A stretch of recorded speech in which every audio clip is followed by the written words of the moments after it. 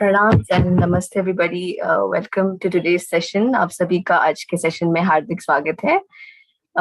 So as you all know कि हमारा ये दिल से का सेशन आज जो कल से शुरू हुआ है वो टीचर्स के लिए स्पेसिफिकली एजुकेशन सेक्टर के लिए हमने ऑर्गेनाइज किया है. How many of you have already heard about Heartfulness Education Trust? I'm sure you all know about it. It offers all the education programs over the world based on the principles and experience of heartfulness. And under the HET, we have several other offerings such as Inspire, which is the teacher training program.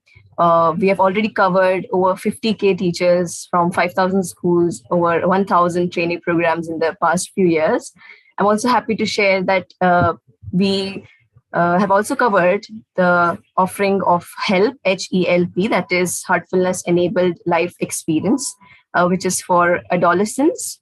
So we understand the need for life skills and contemplation for adolescents who are unfortunately prone to various mental health issues. And that is why we have launched this Heartfulness Enabled Life Experience program in 2017.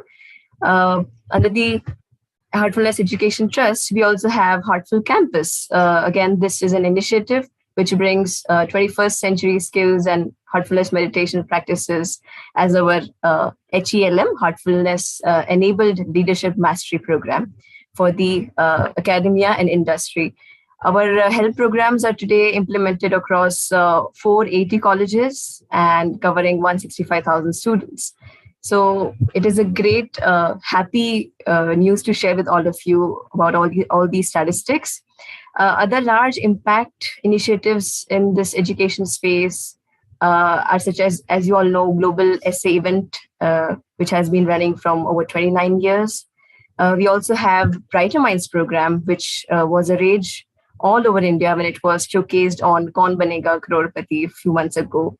And we have trained over 50,000 children so far with over 1,300 trainers and present in 80 cities in India and 13 countries outside India. So in this special session for teachers who have started in the last few years, our registration got filled up in hours with more than 2,000 teachers who had all been introduced to heartfulness in last few years.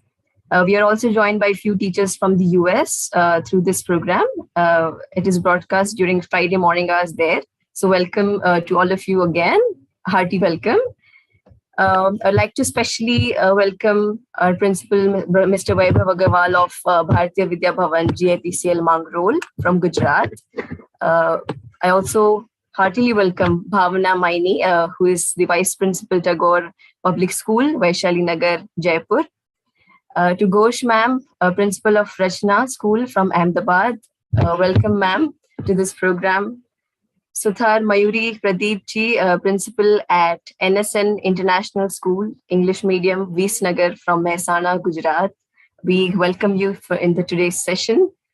I also would like to welcome Vijay Kumar Shivrambai Patel, who is the principal of Navyug Shishu Niketan School, Visnagar, Mehsana. We welcome all our guests today. So we'll start the session as soon as Daaji joins with us with questions and answers. And again, the floor remains the same. May you please raise your hands. Pranam Daaji, welcome. Happy Pranams. Yes, Daaji. So I was just welcoming the guests since you were joining. So shall we start with the session? Yes, please. Please go ahead. Yes. So for the first question, I'd like to invite Janki Hari from Govandi Education Society. Janki, are you there?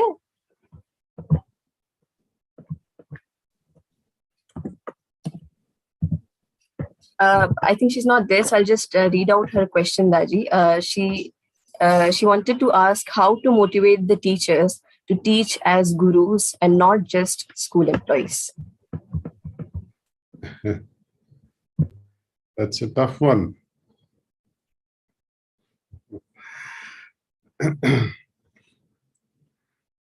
Only way I have seen to inspire others in our day-to-day life, whether you're a boss in a company or you are a center in charge, as we say in Sri Ramchandra Mission, or a zonal coordinator or a regional coordinator of a company or a country, or be you a principal or a dean of a college faculty. Enthusiasm. Yesterday we were talking of enthusiasm. See? Unless one has that, I cannot instill enthusiasm in other person. Suppose I enter the school with a lot of anger, shouting at others, students and teachers and the peons and other workers. Of course, you will be able to get work done, but there will not be so much of joy. But when you yourself take the matters in your hands and joyfully, with smile, keep working, then this enthusiasm becomes quite contagious. And this enthusiasm means interest in work with joy. And that's what we need. You see. Joyfully sharing our knowledge with children. That is our motto, that is our primary duty. There is a difference between two teachers, from one teacher to another. One is effective, another is not so effective. Both are working. Both means very well, actually. Both teachers are wanting that children may learn things. But if you ask children, whom do you like the most? The children will always say the teacher who keeps smiling, teacher who is full of joy and enthusiasm while teaching, one who is sympathetic with you, one who is friendly and compassionate, who doesn't judge you. So these are great qualities. But can I ask my teachers to be like myself? I don't think so. You know, I often give this example that your own children don't listen to you. Your own spouse many a time disagrees with you. You have always been at crossroads with your parents. What makes you expect that your idealism will penetrate into the hearts and minds of other teachers who are your colleagues? So be an example to the rest of them. If you, being a principal in administration, if you have to give promotion, then I would say give promotion to such people who are really, really enthusiastic, and hold their payments, rather hold their promotion. Those who are not so, I tell you, some of our teachers, we as students used to label them. कि आज साहब ने दिवल P के आया है साहब अपना. You understand what it means? That today one of our teacher has come to school after drinking a lot of castor oil. He feels so constipated that he can't even smile. So would you like to be labeled like those individuals? No one would like to label you as a, constipated teacher.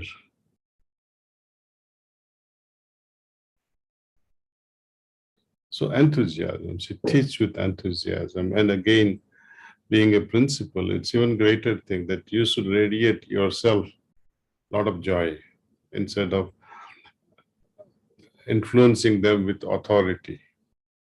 My Puja Gurudev used to say that in a center, when we are training spirituality, and when we are discussing things with our associates who are with us,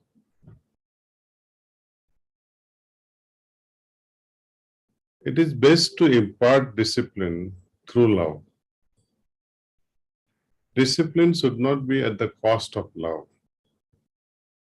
Then this discipline will become dictatorship. Dictatorship will never work, at least in academic world. Person just closes. If you shout at a child or shout at your colleague just because you are a principal, you will not elicit cooperation. In fact, you are closing that person by shouting. So it's good to have one-to-one dialogue, heartfelt dialogue. And if all teachers can be sensitized to meditate together,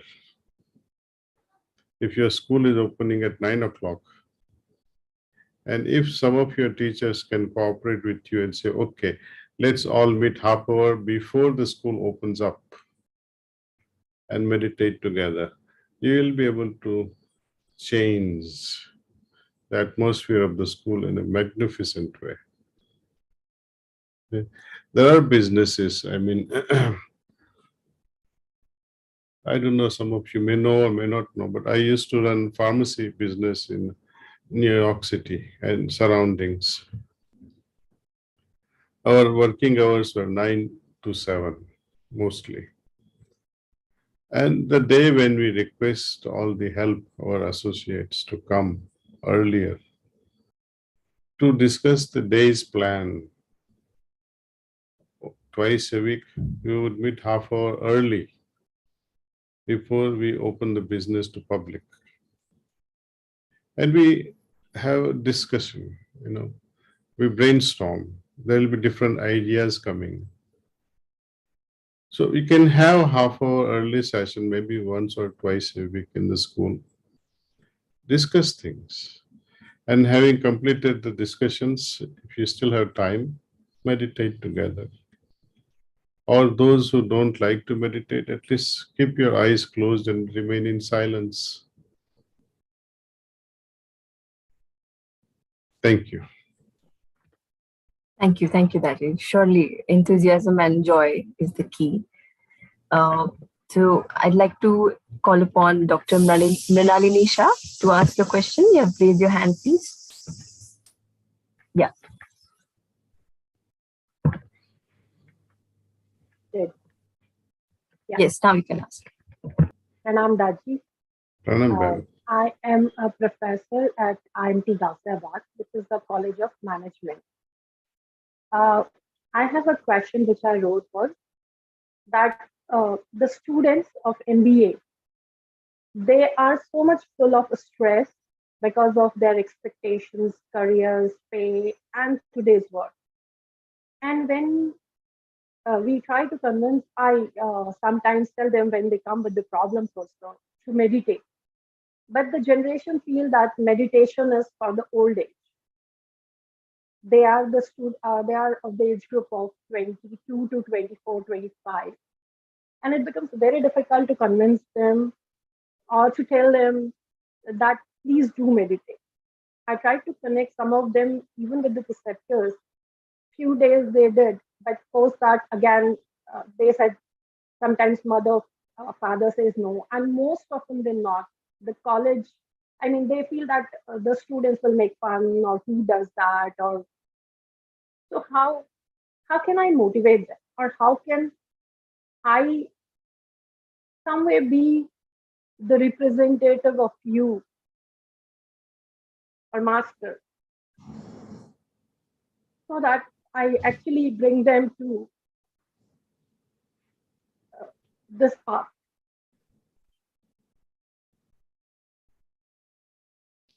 Well, convincing children, especially of that age, is very difficult. They have their own mind, they have their own trajectory. If few students are already meditating, then it would make a big difference. In any college or school, or where some students are meditating, some teachers are also meditating, then it makes a lot of difference there. See. In IIM Ahmedabad also, if there are few students, like-minded people, instead of focusing only on few students in a class, if the news spreads out that let's have a science and spirituality club, for example, many colleges these days, they have these clubs, youth club, science and spirituality club. And you can invite some good speakers from Ahmedabad itself, business people like, Punit Lalbhai, I think he's a benefactor of your institution, Sanjay Lalbhai. You invite them to give a talk on management and role of meditation in management. It will go miles and miles in their favor if they listen to them carefully, because both of them, father and son, they are in business world. They are benefactors at IIM Ahmedabad. And they students will have sympathetic eyes, and they'll be also receptive listening to the guys who had established IIM in Ahmedabad. See, and so you need to invite such dignitaries at at your institution and ask them to give a talk, the role of meditation in management. That will help a lot actually. There's a lot of stigma also that people who meditate they are considered loony or lunatics. But I think let them, there are people who make fun. There are many people who used to make fun of me also when I used to meditate. And I lost a lot of friends also because I used to meditate. But that's okay. That's all right. Now, when we analyze the lifestyle of people now I'm 66. When we started meditation, I was 19 or 20 years old. So there's a 46 years of gap.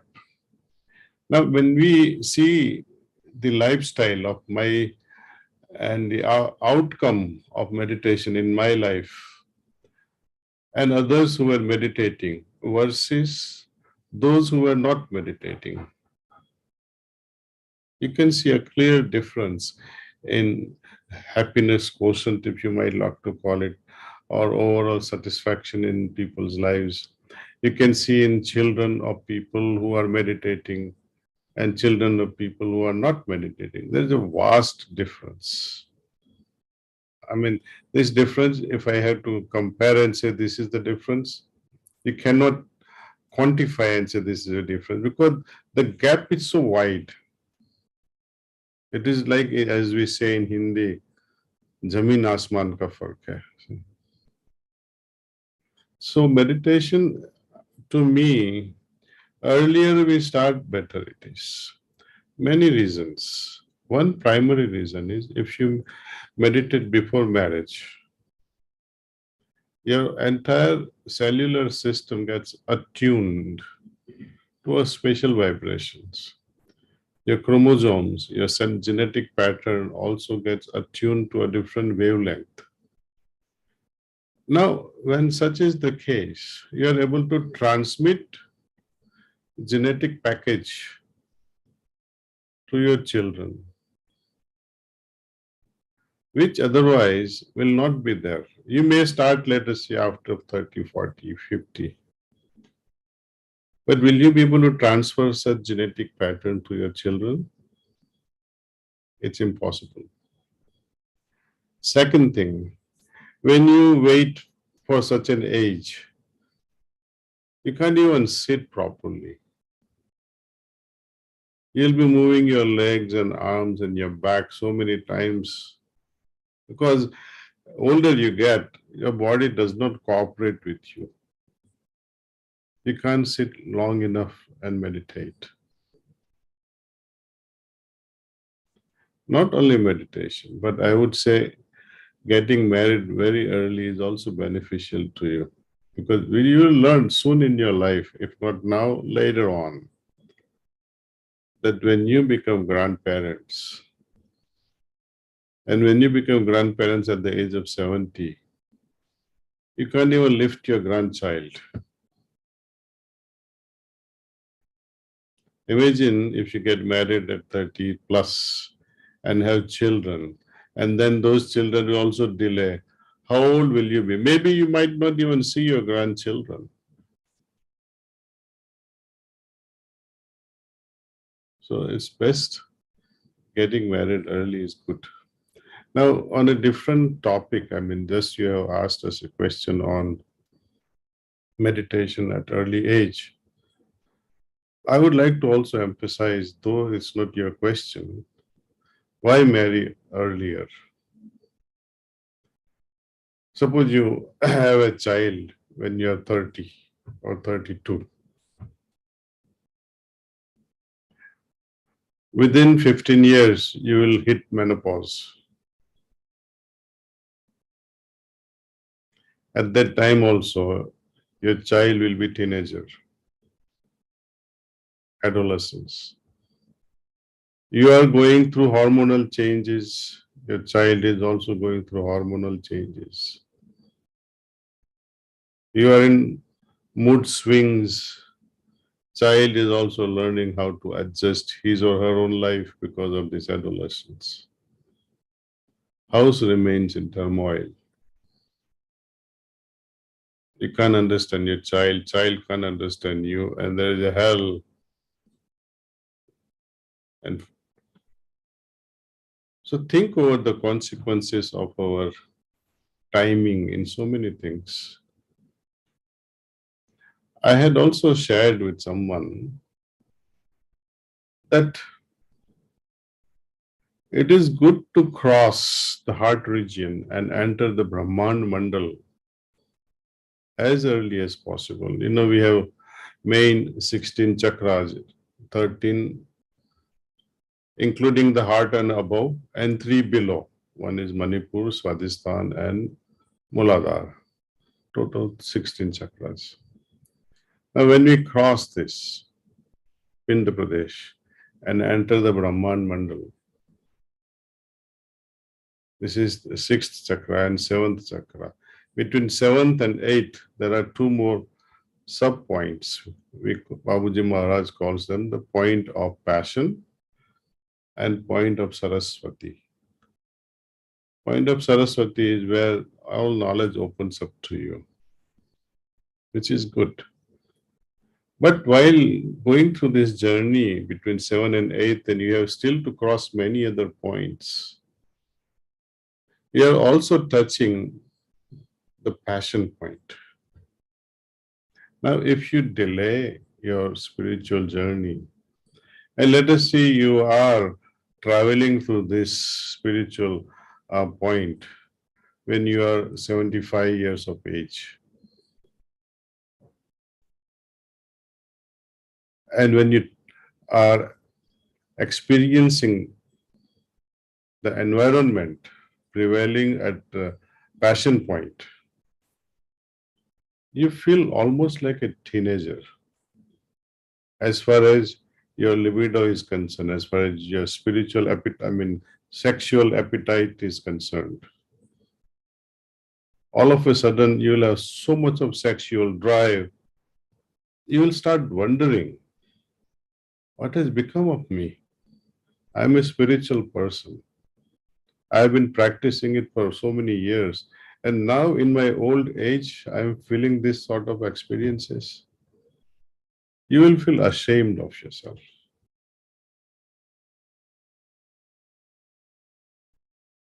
So sooner, while in fact, if you were 40, let us say, or 35, and you are going through this journey, touching passion point is normal. Oh, it's okay. You won't feel ashamed at that moment.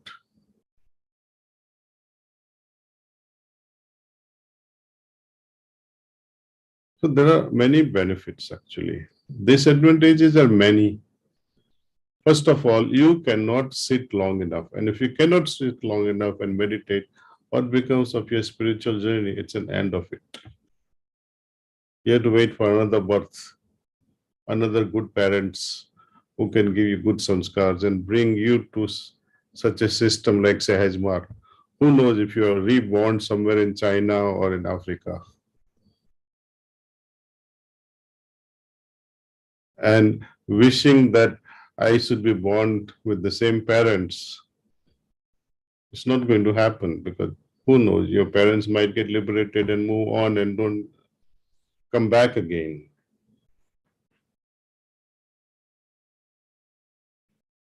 So think seriously about spiritual path.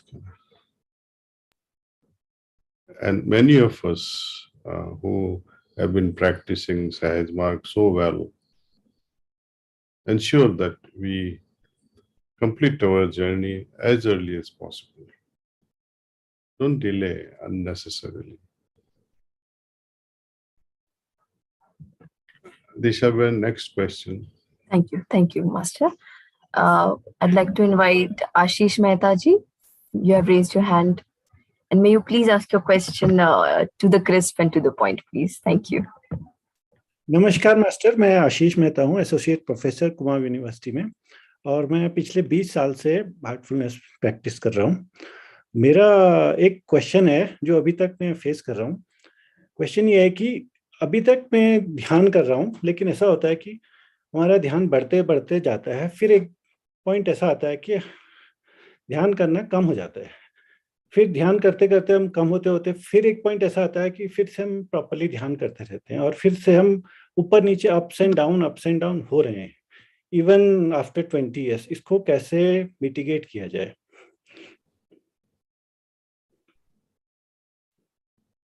Cleaning के time कुछ और होता है।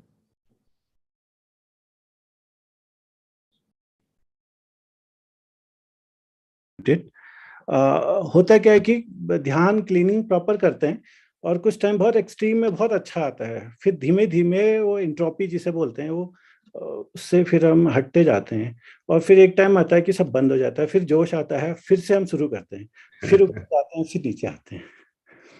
और it's okay Ashish, it's a normal thing, I would not worry about it, because ऐसा ही होता है, कभी जोश आ जाता है, कभी डिस्करेज हो जाता है, कभी फिर से जोश आ जाता है। हाँ, बंद कभी नहीं करना है।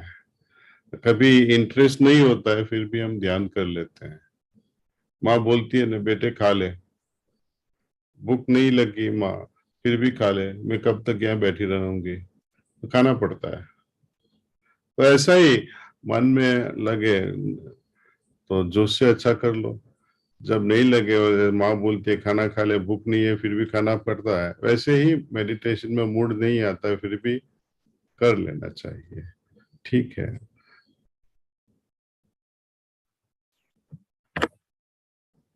Thank you, Master. What was the second question?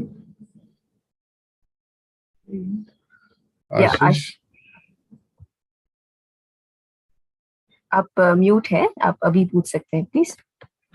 तो अभी तक मेरा एक्सपीरियंस ये है कि जब भी हम उनको फोर्स करते हैं बच्चों को, इवन क्योंकि वो ग्रेजुएट से पीजी और पीएचडी वाले जिन बच्चों को हम पढ़ाते हैं, तो वो कभी नहीं करते हैं, तो हम क्या करते हैं कि लीड बाय एग्जांपल करते हैं, तो वो नेचुरली हो जा रहा है। अगर हम उनसे कहेंगे मेडिटेशन करो या कुछ भी करो अदर देन मेडिटेशन, तो वो कभी काम नहीं करते हैं। तो हम लोग एक एज ए लीड करते हैं, लेकिन कुछ बच्चे ऐसे होते हैं कि जो अच्छे बच्चे होते हैं वो फॉलो करते हैं, कुछ होते हैं जो बिल्कुल अपोजिट डायरेक्शन में जाते हैं, कुछ होते हैं जो भेड़ चाल किसी एक ग्रुप के साथ आगे बढ़ते हैं, तो उनको कैसे मैनेज करें? आई थिंक जो बच्चे आपके संग है, ढंग से कर रहे हैं, उस पे ज्यादा अटेंशन दो। जो नहीं कर रहे हैं उसको तो आपने पहले बता ही दिया है कि ध्यान करो भाई, नहीं करते हैं तो नहीं करो, उसके लिए हमें क्यों रोना है, छोड़ दो उनको अपने भविष्य पे।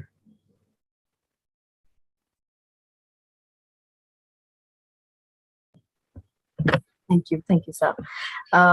Doctor Suresh Kumar ji, may you please ask your question? आप अपना क्वेश्चन पूछ सकते हैं। Thank you.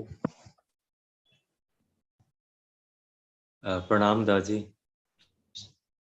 प्रणाम जी। Some of my queries got answered by how much I have heard till now, and your very presence of and composed stance has revealed that we have to lead by example. Yeah, that's true. As I'm heading an organization where I have to deal with students and teachers. Students, we have been motivating them for, essay writing events, or we have made them to take part in uh, yoga, International Day of Yoga and challenges they have been doing. When it comes of teachers, as we are all well aware, the teachers sometimes tend to be more of brain, more of their professional problems, or maybe office politics. So in this scenario, when we are motivating them to meditate, they don't have time. One, two. My query is whether there is some methodology or some special prayer or something. Of course, some administrative measures have to be taken. You have to incorporate it into their routine, official routine. That too would be first. There is some sort of example, some case study where some organization has incorporated in some syllabi or in some a timetable, etc. And mystically, some prayer which could, which could work in their case. As I have started giving them this sort of knowledge, especially to the teachers. And for me as a person, how can I really motivate them, Daji? And I'm really concerned, and I'm of very much assurance that things will happen. Over the years, we have been able to make inroads into these rigid mindsets. But maybe I have been able to put my query into words, I hope. No, I do understand the complexity you are facing, a lot of issues, and especially teachers. They generally don't like to cooperate with the administration. Unless and until before hiring them, if you had put the conditions that this will be the requirement. So before hiring, if you put the condition, it's possible.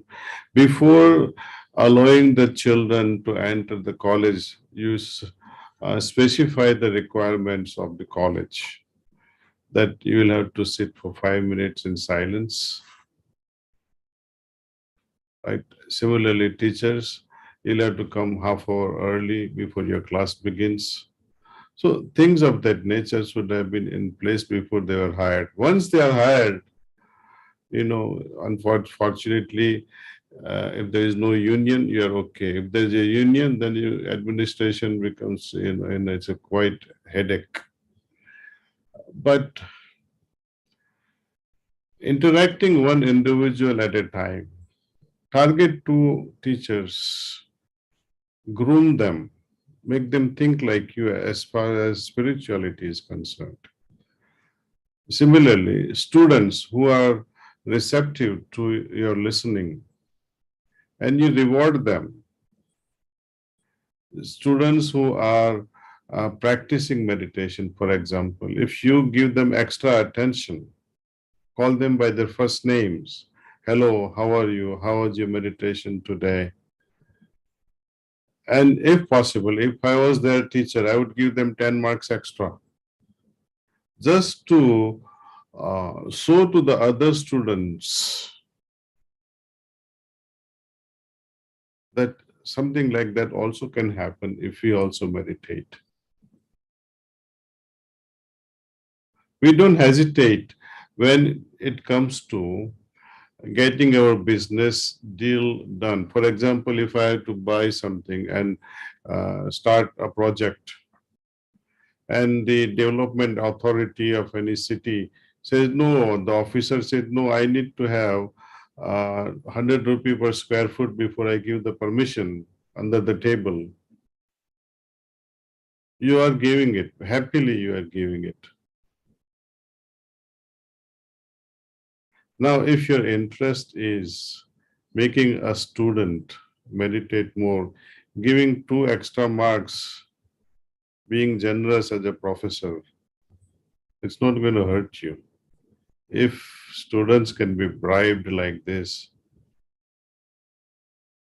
think over it. I mean, how you're paying attention to these children, giving them extra credits, recognizing them, honoring them, that goes a long way in their life. And once they start meditating, it will open up the doors, and you have played your part. It's more than enough. If giving 2 extra marks can open up their life, why not do it?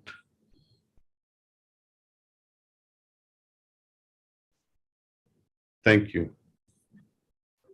And I would like you to contact one professor, Milind Patre from MIT Pune. I will by unka naam le lo, or we'll send you the phone number and email address. He's there on a preceptors list also. He's from a very reputed college, MIT from Pune. He also faced similar problems before implementing heartfulness. And I don't think he has circumvented it so far, but a lot of headway has been, made so far. A lot of success is made. Okay.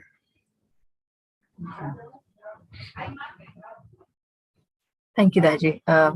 Thank you, Dr. Suresh. May I invite Puneet Taneja ji? May you please ask your question? Good evening, Master. Good evening, Puneet. Good evening. Now why? Yes. Master, actually, I'm working in some private school from past around 15 years. And I'm following heartfulness from around 20 or 21 years. I just finished my 12th when I joined Sahajbag. And I have to admit this thing, that I've never been a sincere abhyasi. Okay, I have not done my sadhana properly. I should say that I have never done it properly, ever.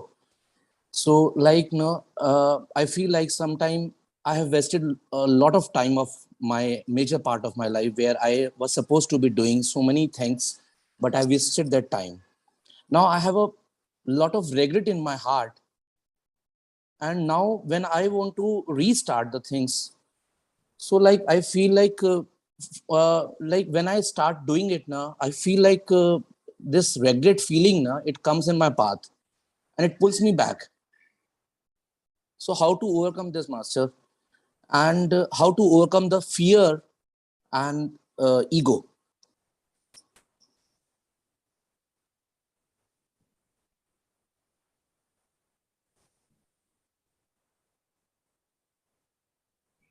Well, you are in this world of academics. You are a teacher.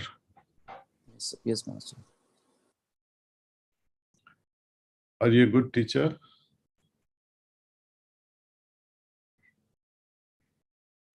I hope so, Master. How about the students? Are they good? Yes, yes, Master. All of them? Not all. Some are like you. Yes, Master. The way you are with Sahajbag. Yes, sir. Right. So, and do you like such guys who are not doing well in the school? Sometimes. You're putting all the best and still they don't do well. You feel hurt. You feel. Yeah. I think perhaps worse is felt by our masters when he prepares the ground for us and we embark on a spiritual journey. The biggest problem is getting used to this feeling that I can get away with it. The opportunity that we have been given. It's okay in a class if you fail. 5th grade or 5th year of college, if you fail, it's okay. It's not the worst. But in life, if we fail, you have to repeat the whole life again, see? And once you get used to this failing in classes, you become rigid about, and then you keep parents keep crying, my son is still in the 9th grade, he doesn't do anything, he's wasting his time. When is he going to pass out of the school?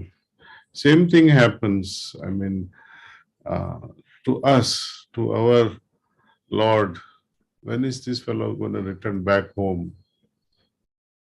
When is he ever going to get moksha, liberation, so that we can be together again? But we go on repeating life after life, life after life, life after life. So we have to understand the seriousness of spiritual adventure. We have to put our heart into it. See? One of our senior preceptors during Babuji's lifetime, Dr. K.C. Vardachari, he used to give this example that, if you dig a well for water, 1 foot here, and then you get fed up, and then after 10 days you dig another 5 feet somewhere else, and then 10 feet somewhere else, you'll never get water. Though you are making an effort, sporadic and unregulated, without plans. Likewise, when we meditate now, and then after some time we meditate, and then after some time we meditate. The other day, I worked in my backyard in the garden. I was removing the soil, and I must have dug almost a foot deep and about 2 feet wide. It took me more than an hour. And then afterward, what happened? After 5 days, when I go to plant a sapling, someone had already filled that 1 foot deep, 2 feet wide pit that I had made. But he was watering the place, and while watering, the rest of the mud that was on the side filled it up again. See? So I had to dig it again. So either we go on repeating the same thing again and again. So this is what we call wasted efforts. And the problem comes when we get used to this, we become complacent about our journey. But I have to become very restless about my own path. Only then something can happen. See? And once again, as we started this session with the idea of cultivating some level of enthusiasm. See? I must have so much of joy doing something. Then it becomes effortless. Moment you bring it this idea of that, oh no, I have to meditate again, it becomes a drag.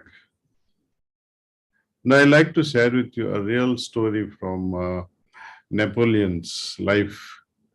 When he was returning back to France after winning, many provinces, there were many loots, many treasures his army was carrying. Some were being carried on the donkeys, some on horses, and some on men. One of the army personnel, soldier on foot, he was carrying something on his back, some treasure, gold treasure, but it was heavy. And soldier was thinking, what is this? I'm carrying all this load, I'm dying, I'm hungry, I can barely walk in this cold. When Napoleon saw this, he asked, what are you carrying? He says, sir, I don't know what I'm carrying. He said, look inside. He looks, he was so this tremendous value, gold, all gold and precious jewels. Napoleon says, this is all yours, take it. Just few moments before, he was cursing himself for carrying it. So much of gold and I have to carry this. But all of a sudden, his mood changed. So much of joy radiated from every part of his body. He was unstoppable. He was running back home. I mean, speed you can't imagine. See, a simple change of attitude can fire us up. And simple change of attitude in a negative way can also withdraw and somehow stop our spiritual progress. Not only spiritual progress, in studies also, we have seen enthusiastic children versus those children who find it's burdensome, this aspect of education. There's a vast difference. So cultivating certain level of attitude helps us a lot. Even if you pretend, artificially you smile and say, let me do this with joy. Your enthusiasm itself will spread like a contagious disease. Your wife will be also affected by this positive sign. Children with whom you interact will also be affected by positive sign. Even many questions that we ask, your teachers are not cooperating, but because of your enthusiasm, they will also join your hands. They say, wow, there must be something with this meditation. He's always cheerful, he's always smiling. Right? So I think what I learned today from all this, that we all need to develop certain level of attitude of, passionate enthusiasm, joy in doing our things. Yesterday we were talking of Mahabharata, right? Someone had asked a question about images of God. So I was sharing this idea that people could not understand Lord Krishna, for example, during his lifetime. They were witnessing the real form. We don't even know today how he really looked. So we have all imaginations. Suppose you meditate on Lord Krishna's image today. Which image will you find in your heart? What's that fellow's name? Nitish Bharadwaj. Will you see Nitish Bharadwaj as Lord Krishna? Or someone would say, oh, Radha is always with him. So they will bring Radha also into the whole equation. Then you will also may start looking for your own Radha. Lord Krishna had it, why can't I have it?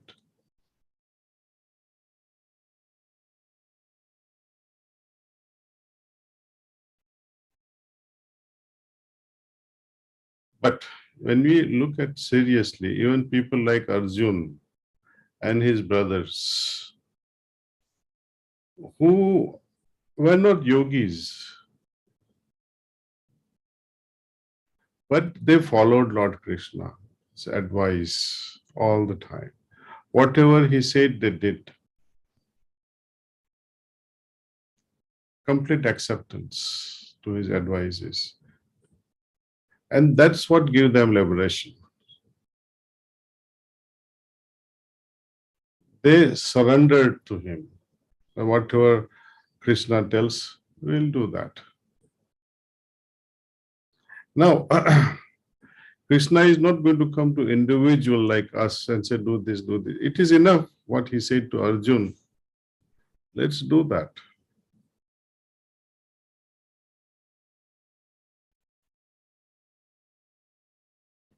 The advice that he gave to Ayodhya in the battlefield, and the biggest advice is this: perform your duties as if this duty, performance of a duty, is homage to the Lord. when we remember the Lord and perform our duties, this is the biggest penance and sacrifice.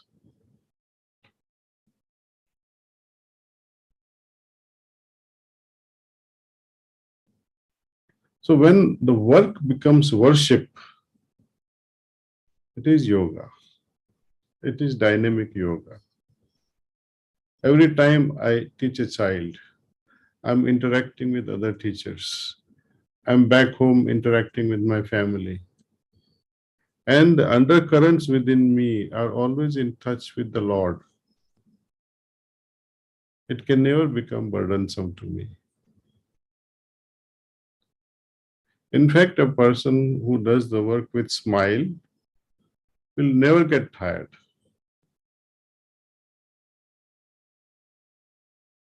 But person who dreads his work will always remain tired even before starting the work.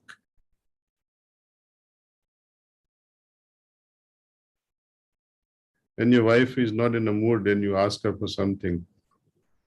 अरे छोड़ो छोड़ो ना, दिमाग में दर्द है.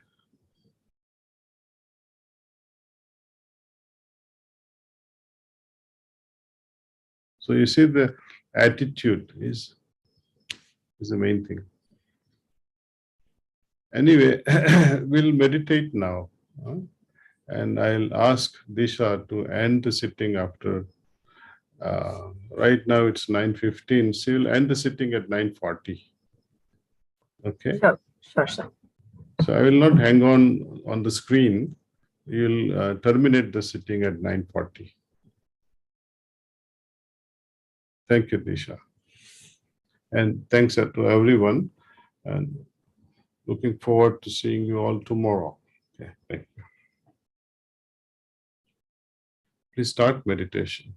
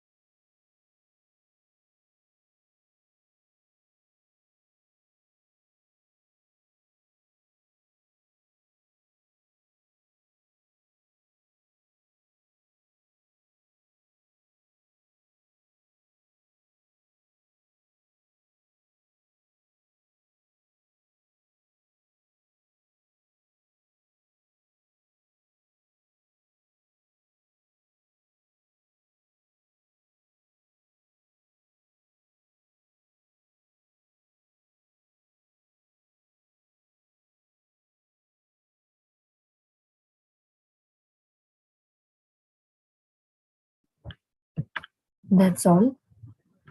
बस कीजिए.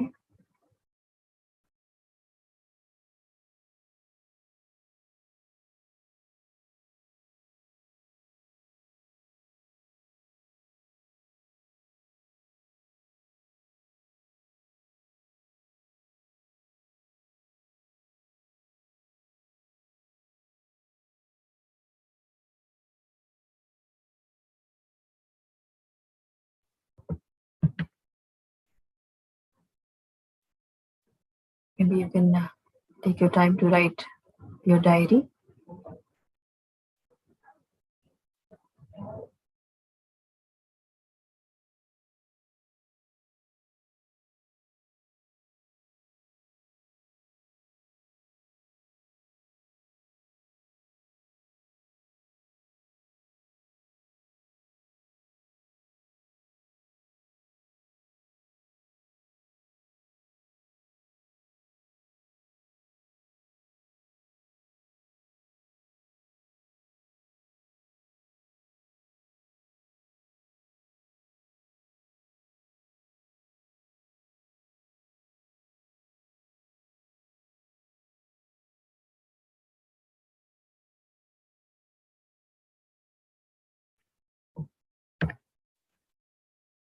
So thank you so much, everybody, for joining today.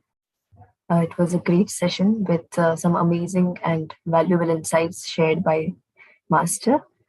And hope to see you all tomorrow again at the same time, 8:30 p.m. Thank you so much. Thank you for joining. Have a good night.